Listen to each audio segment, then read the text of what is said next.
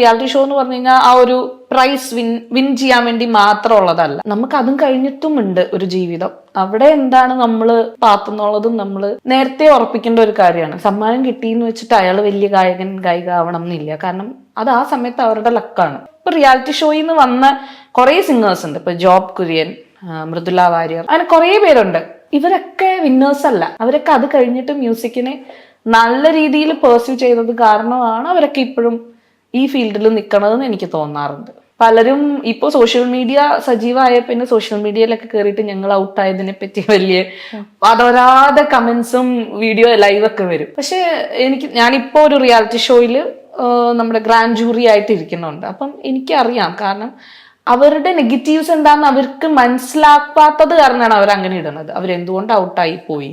പലരും അത് self assessment എന്ന് പറഞ്ഞൊരു കാര്യം ഉണ്ടല്ലോ, അത് ചെയ്യാറില്ല. ഞാൻ എന്തോ സംഭവമാണ്.